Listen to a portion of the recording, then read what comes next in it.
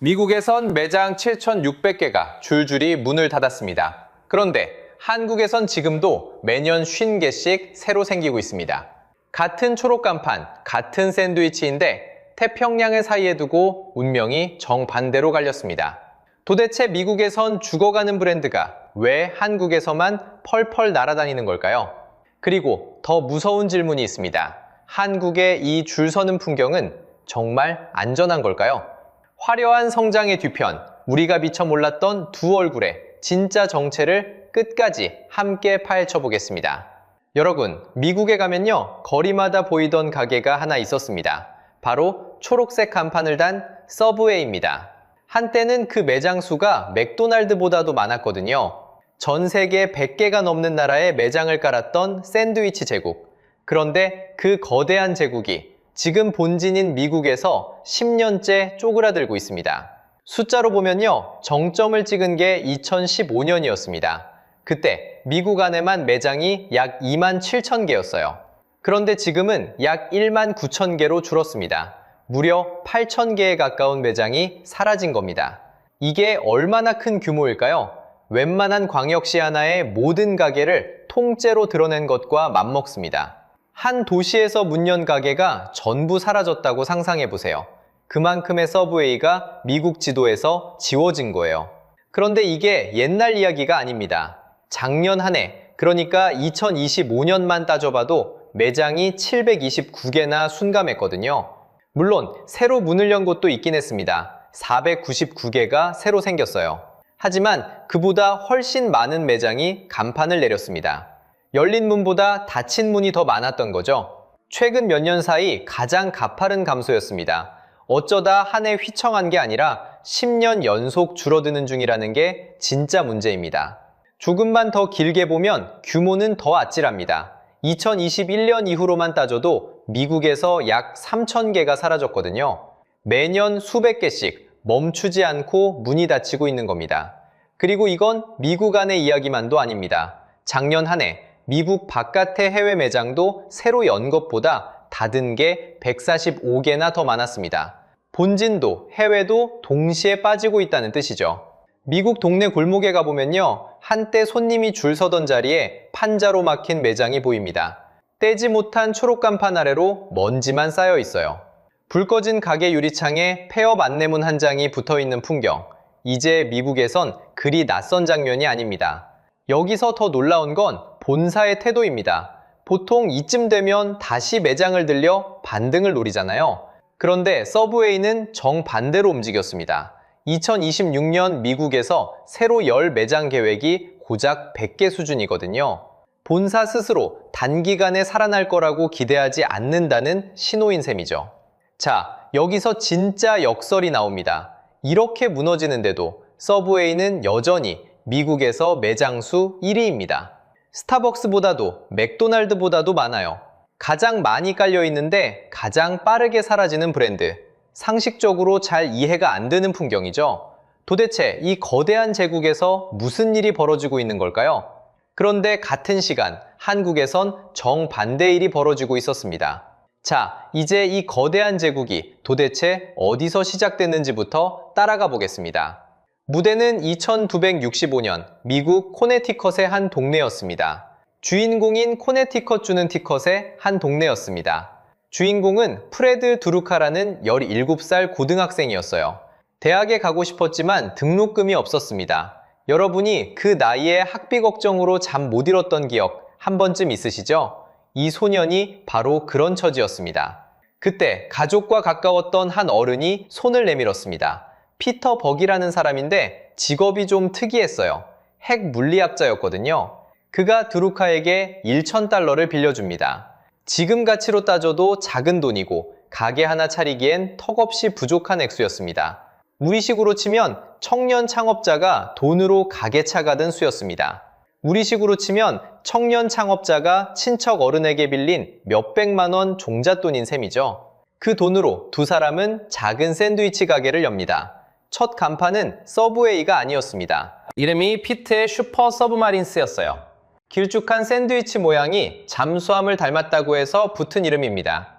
그런데 발음도 어렵고 잘 안 외워졌어요. 그래서 1968년 부르기 쉬운 지금의 이름으로 바꿉니다. 서브웨이의 탄생이었습니다. 여기서 핵심은 이들이 들고 나온 한 가지 아이디어였습니다. 손님이 빵부터 채소까지 눈앞에서 직접 보고 고르는 방식이었어요. 당시 패스트푸드는 정해진 메뉴를 그냥 받아먹는 게 상식이었습니다. 그런데 내 입맛대로 골라 담는다니 신선한 충격이었던 거죠.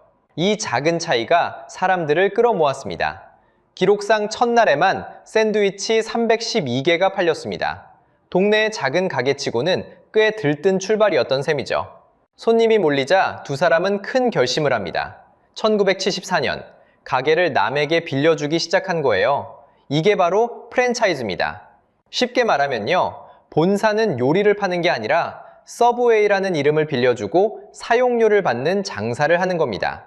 그리고 1984년에는 중동의 작은 섬나라 바레인에 첫 해외 매장을 냅니다. 거기서부터 속도가 붙었어요. 100개국을 넘어 한때 전 세계 약 3만 7천 개 매장으로 불어났습니다. 그런데 바로 이 대목에서 여러분이 꼭 기억하셔야 할 사실이 하나 있습니다. 서브웨이 본사는 매장을 직접 운영하지 않습니다. 빵을 굽는 것도 손님을 맞는 것도 전부 점주의 몫이에요. 본사가 가져가는 건 두 가지입니다. 하나는 매출에서 떼어가는 사용료, 또 하나는 본사가 공급하는 물품으로 남기는 이윤입니다. 점주가 1만 원을 팔면 그중 일부가 자동으로 본사 금고로 들어가는 구조죠. 장사가 잘 되든 안 되든 본사는 손해볼 일이 적습니다. 지금은 그냥 영리한 사업 방식처럼 들리실 겁니다. 하지만 바로 이 구조가 앞으로 펼쳐질 모든 이야기의 열쇠가 됩니다. 여러분은 궁금하실 겁니다. 미국에선 매장이 줄줄이 사라지는데 어떻게 한국에선 정반대로 잘 나가게 됐을까요?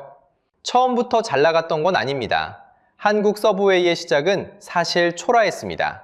1991년 첫 매장이 문을 연 곳은 서울 여의도 63빌딩 지하였습니다. 화려한 데뷔처럼 들리시죠? 그런데 들어오자마자 대박이 났을까요? 천만에요. 그때 한국 손님들에게 서브웨이는 너무 낯설었습니다. 빵부터 채소, 소스까지 일일이 골라야 하는 조립식 주문이 당황스러웠던 거죠. 게다가 값도 비쌌습니다. 결국 2000년대 초 매장들은 하나둘 문을 닫았습니다. 그렇게 서브웨이는 한동안 실패한 외국 브랜드라는 꼬리표를 달고 다녔습니다. 한국 시장에서는 영영 자리 잡지 못할 브랜드처럼 보였던 거예요. 지금의 인기를 생각하면 쉽게 상상이 안 되는 시절이죠. 반전은 2006년에 찾아왔습니다. 미국 본사가 직접 팔을 걷어붙인 겁니다. 기존의 운영권을 걷어들이고 본사가 직영으로 관리하는 서브웨이 코리아 체제로 갈아탔습니다. 여기서 핵심은 방향이었습니다. 같은 직영 전환인데 미국 본사는 비용을 점주에게 떠넘기는 길로 갔고 한국은 트렌드에 올라타는 길로 갔습니다. 한국 전용 에그마요 같은 현지화 메뉴를 내놓았고 불고기나 매콤한 맛처럼 한국인 입맛에 맞춘 조합을 늘렸습니다. 그러면서 처음 한국을 좌절시켰던 그 복잡한 주문도 손봤습니다. 키오스크와 모바일 앱, 배달 주문을 붙여서 골라 담는 일이 더 이상 부담이 아니라 재미가 되도록 바꾼 거예요. 외국인 관광객 사이에서 익숙한 글로벌 브랜드라는 점도 한몫했습니다. 결정적 한 방은 2016년에 쳐졌습니다. 도깨비, 태양의 후예. 이 두 드라마에 서브웨이가 등장하면서 인지도가 폭발한 겁니다. 여기에 시대의 바람까지 등을 밀어줬습니다. 혼자 사는 1인 가구가 늘고 혼밥이 자연스러워지고 웰빙과 운동 열풍이 불었거든요. 골라 먹는 샌드위치는 이 흐름에 딱 들어맞았습니다. 숫자로 보면 더 분명합니다. 2011년에 42개에 불과하던 매장이 2021년엔 454개로 불어났습니다. 10년 만에 10배가 넘게 늘어난 겁니다. 작은 동네 가게 하나가 어엿한 중견 브랜드로 자란 셈이죠.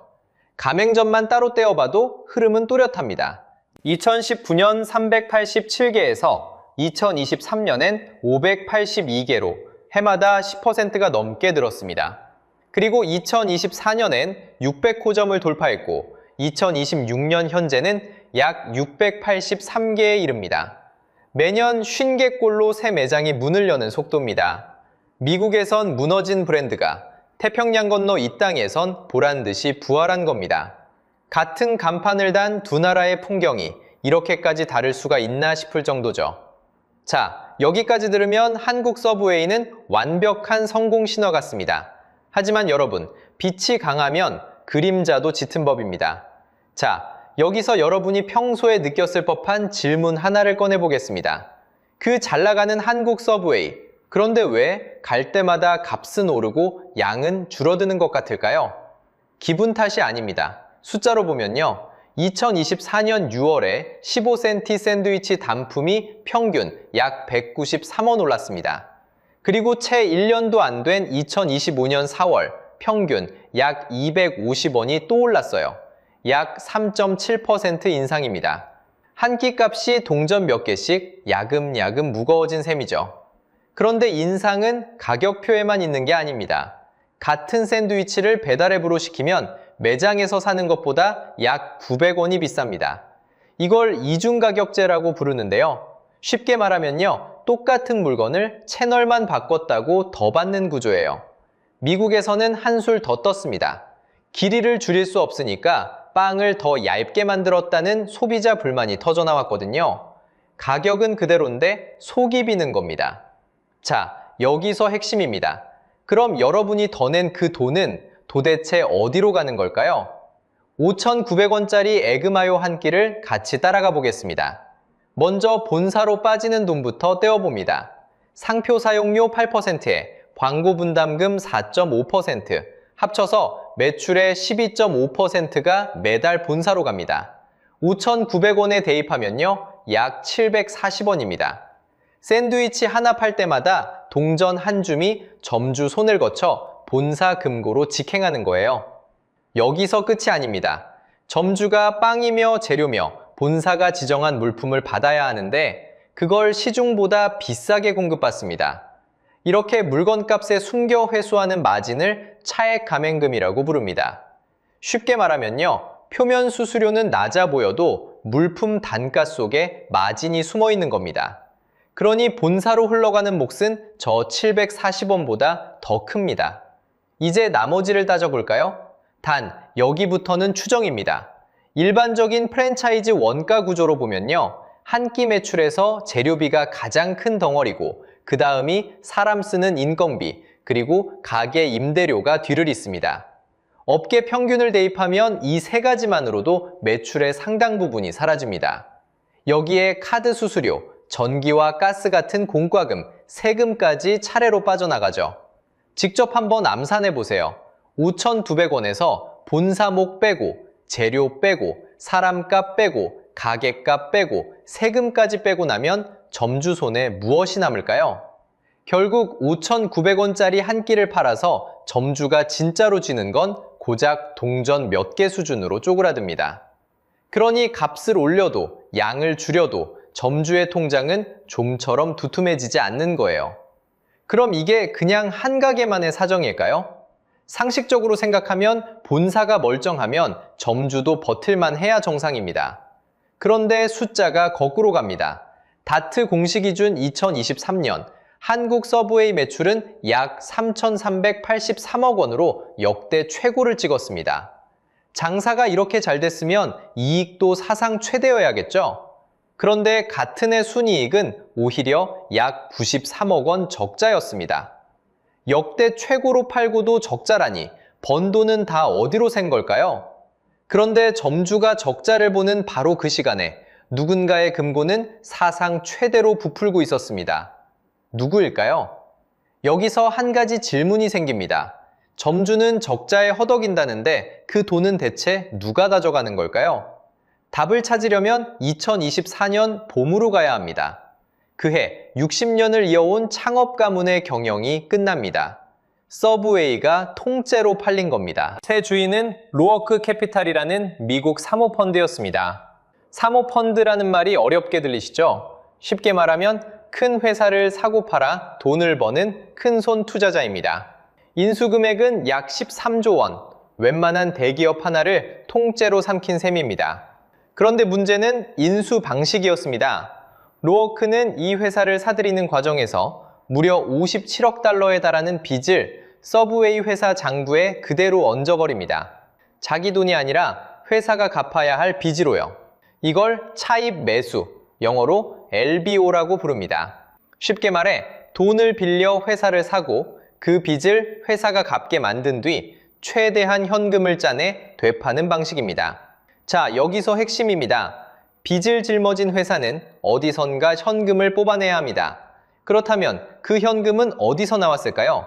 숫자로 보면요, 결과가 서늘합니다. 본사 순이익은 2023년 약 1,540만 달러였습니다. 그런데 2025년에는 약 6억 8,900만 달러로 뛰었습니다. 2년 만에 약 45배입니다. 상식적으로 생각하면 본사가 이렇게 잘 벌면 점주도 함께 웃어야 정상이잖아요. 그런데 같은 기간 점주들이 본사에 내는 로열티 수입은 오히려 약 10% 줄었습니다. 점주가 파는 양은 줄었다는 뜻입니다. 점주는 마르는데 본사만 살이 찐 거죠. 도대체 이 마법의 정체는 뭘까요? 비결은 음식이 아니라 물품 마진이었습니다. 본사가 점주에게 빵이며 재료를 넘기면서 슬쩍 붙이는 마진, 이걸 벤더 리베이트라고 합니다. 이 돈이 2021년에는 전체 매출의 5.4%였습니다. 그런데 2025년에는 14.8%로 약 3배 가까이 불었습니다. 샌드위치를 덜 팔아도 점주에게 물건을 넘겨 남기는 돈은 오히려 커진 구조입니다. 같은 시기에 벌어진 일 하나만 더 보겠습니다. 서브웨이는 20년 가까이 함께한 코카콜라를 끊고 2025년부터 음료를 펩시로 바꾸기로 했습니다. 새 주인이 들어선 뒤에 나온 결정이었죠. 그런데 음료 공급처를 바꾸면 매장마다 냉장고며 기계며 재고를 다 갈아야 합니다. 그 비용과 단골의 반발은 고스란히 현장에 몫이 됩니다. 본사의 계산기 한 번에 점주의 부담이 또 늘어난 셈입니다. 이쯤 되면 이건 더 이상 음식 장사가 아닙니다. 점주를 쥐어짜 현금을 뽑아내는 하나의 금융상품으로 변질된 겁니다. 여러분이 사먹는 샌드위치 한 입이 누군가의 빚을 갚는 돈으로 흘러가고 있던 셈이죠. 그렇다고 샌드위치 회사가 다 이런 건 아닙니다. 같은 업종, 경쟁사인 저지마이크스를 보세요. 이쪽은 점주에게 강제 리모델링을 떠넘기는 대신 맛과 서비스로 키웠습니다.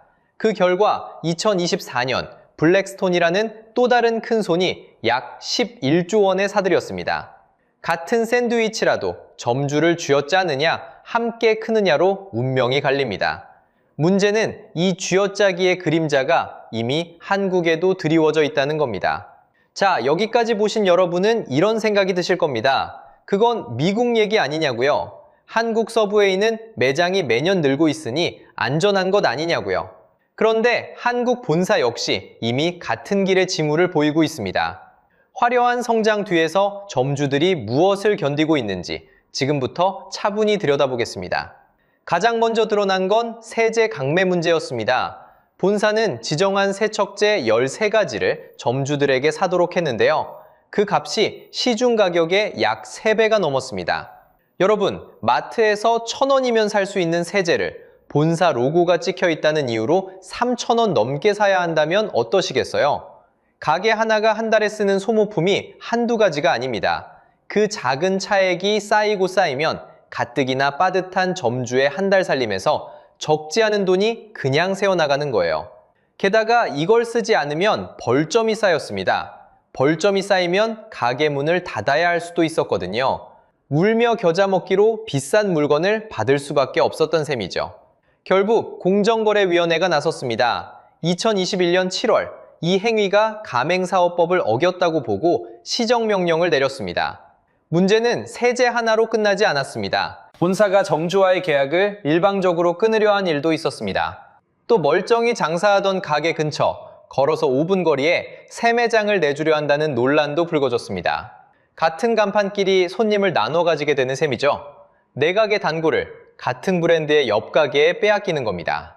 점주 입장에서는 본사가 내 편이 아니라 경쟁자처럼 느껴지는 순간이었습니다. 그리고 이번엔 점주가 아니라 여러분, 바로 소비자 차례였습니다. 2025년 6월 공식 주문 사이트에서 인터넷 주소 뒷자리 숫자만 바꾸면 다른 사람의 이름과 전화번호, 집 주소와 주문 내역까지 그대로 보였습니다. 누구나 남의 정보를 들여다볼 수 있었던 겁니다. 더 놀라운 건 이 부검이 약 5달이나 방치됐다는 사실입니다. 결국 개인정보보호위원회가 조사에 들어갔습니다. 여기서 핵심은 이겁니다. 표면에 적힌 수수료가 낮아 보여도 본사는 점주에게 물건을 비싸게 넘기며 그 차액으로 돈을 챙길 수 있습니다. 이걸 차액 감행금이라고 부르는데요. 쉽게 말하면 보이는 청구서 대신 보이지 않는 단가에 마진을 숨겨두는 방식입니다. 점주들은 이 문제로 본사를 상대로 소송까지 벌이고 있습니다. 상식적으로 생각해 보세요. 한국의 가파른 성장은 어쩌면 미국이 먼저 걸어간 길의 촉소판일지도 모릅니다. 똑같은 경고등이 지금 우리 발밑에서 깜빡이고 있는 거예요. 자, 이제 처음 던졌던 질문으로 돌아가 보겠습니다. 한국 서브웨이는 정말 무사한 걸까요? 자, 이제 처음의 질문으로 돌아가 보겠습니다. 같은 초록간판인데 왜 태평양 양쪽의 운명은 정반대일까요? 미국에서는 사모펀드가 점주를 쥐어짭니다.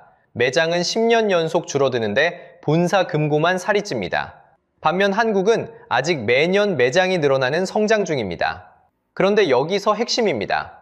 미국과 한국은 같은 본사, 같은 구조 아래 있습니다. 한국 서브웨이가 멀쩡해 보이는 건 무너지지 않아서가 아닙니다.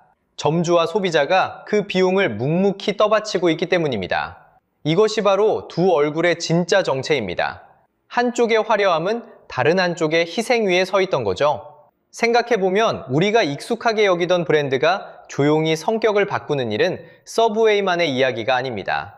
누군가에게 회사가 더 이상 음식을 만드는 곳이 아니라 사고 팔아 차익을 남기는 자산으로만 보이기 시작하면 그 끝은 대체로 비슷한 모양이 됩니다. 그렇다면 앞으로는 어떻게 될까요?